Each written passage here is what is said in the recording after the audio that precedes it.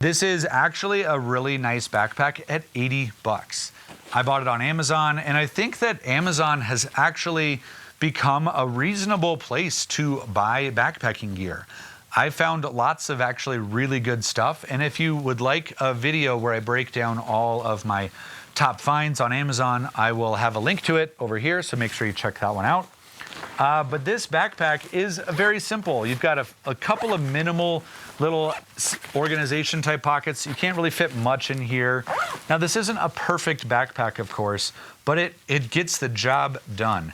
You can store a sleeping bag in here. You've got a separate compartment there. You've got some extra straps to add in things like sleeping pads or foam pads or even possibly a bulkier tent. Now, but here's where I think this backpack is actually pretty remarkably good. This actually has a back panel that you can adjust the torso length on. Now, with ultralight backpacks, that's very difficult to do. You typically need a much more traditional style backpack in order to do that. But this one, you can actually shift this up and down on these stays that are over here, which the stays are what give it structure and support, and it also is what allows for this to go up and down.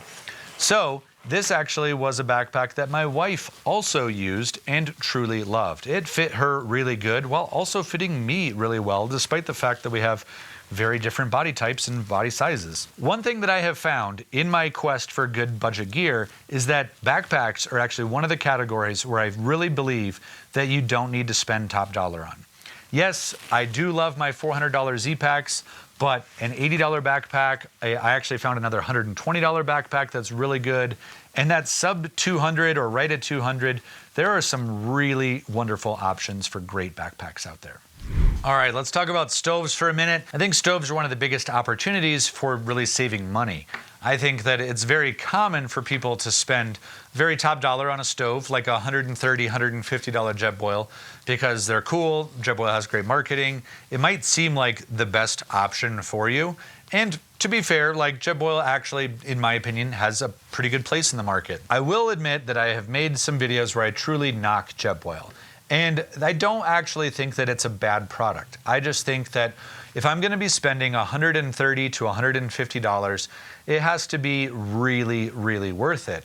And I haven't found that to be that different than some options that are dramatically less expensive. So right here I have an array of options of stoves. This is the Jetboil Minimo, really great stove. Can have control simmer. If you're going to be cooking kind of more elaborate food, this is a really good option for you.